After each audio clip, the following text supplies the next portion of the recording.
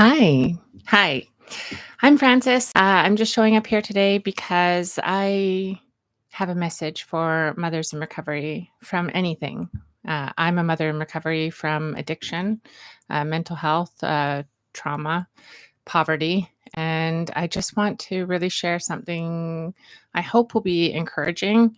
I I got the best news yesterday, and when you have good news, you want to share it. And so I really hope I hope this encourages somebody. So, my son, my 18-year-old son, just got a new job. And honestly, he'll probably hate me sharing this, but he just got a new job and he got a new job with his older brother. And so they're both plumbers.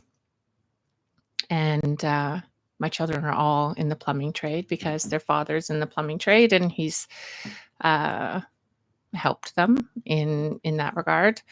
So what I think is amazing about this is the fact that on January 21st, 2025, he will work with his brother, his older brother, um, for the first time at his new job. And what is cool about this is that that is the day that I had my spiritual experience that brought me into recovery was January 21st, 2005. So 2025 is 20 years from that date. And it really just struck me as like what some people would call a God shot or a little wink from God. And it made me cry because I just thought, wow, God had a plan the whole time. And he always had my back.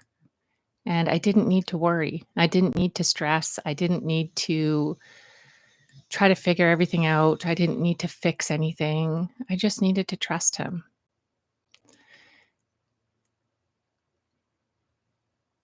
It honestly amazes me because over the last 20 years, I've experienced a lot of challenges and I've tried to create solutions for the challenges that I have faced by trying to help other people navigate those challenges so they wouldn't feel as ashamed or lost or alone as I felt. And I really hope that, if there's a mom out there and she is feeling like I used to, where I just thought, maybe my children are better off without me. Like I struggled with poverty so bad that I couldn't afford shoes for my oldest son. He would wear flip flops to school, and it was like November. And he didn't complain about it.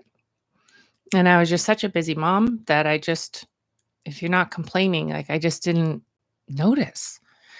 And I feel terrible even saying that, but I just had so many worries, so many concerns, so many things going on.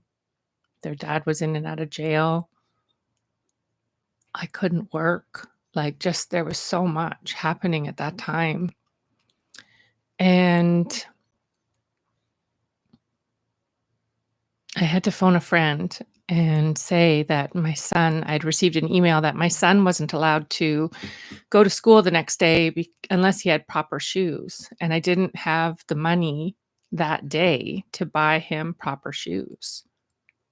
And so my friend phoned her friend and they brought over shoes so he could go to school the next day. And I was just completely horrified, completely humiliated that I could not afford to buy my son shoes to go to school.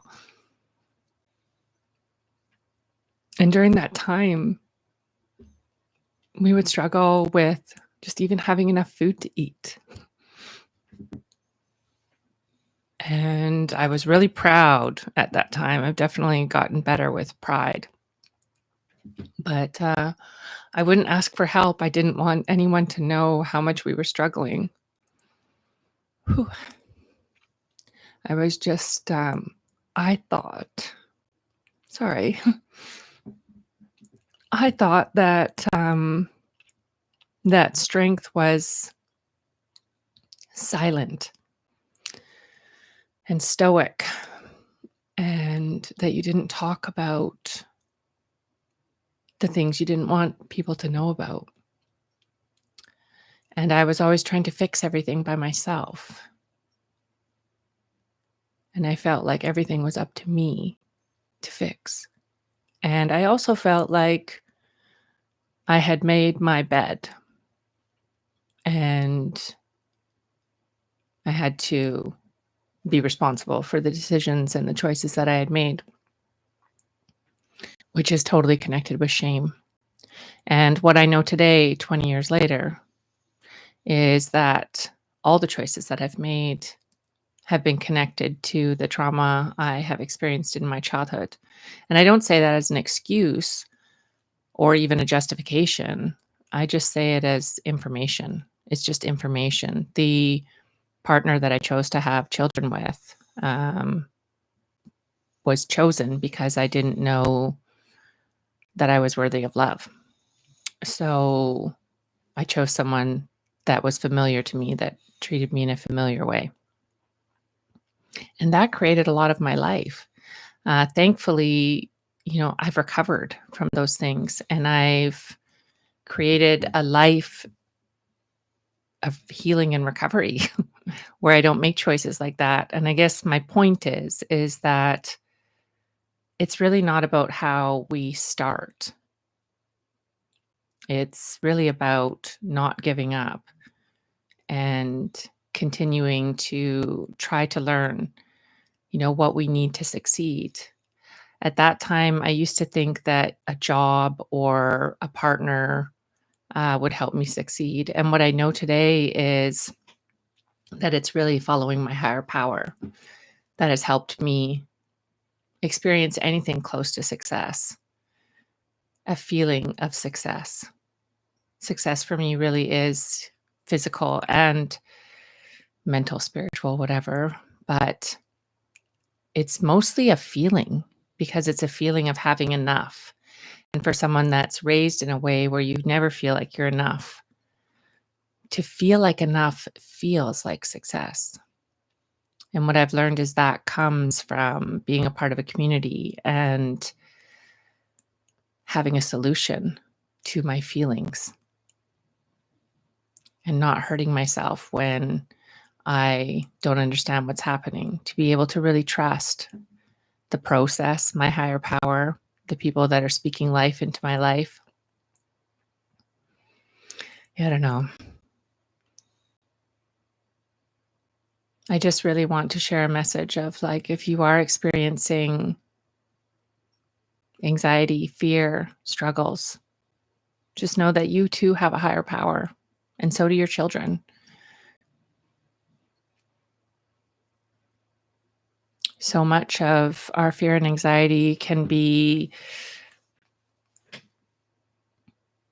relieved from just taking care of ourselves, really putting our self-care before trying to fix our lives, really trying to take care of ourselves. Yeah, I don't know. I feel like I'm babbling now, but I never know what to say on YouTube. I guess I hope that somebody somewhere sees this message and just knows to not give up and that you are important and you are loved, and not to look to this world to validate you as a mother, because they won't. You'll never be good enough for the world, but you can be good enough for yourself, and you're more than good enough for your children. Yeah, I think that's mainly what I want to say. So that's it. Thank you very much. And January 21st, 2025, I'm trying to figure out how to be able to give my book away on my website. So hopefully I will have the courage to show up on YouTube again and tell you more about that. So thanks for watching and have a great day.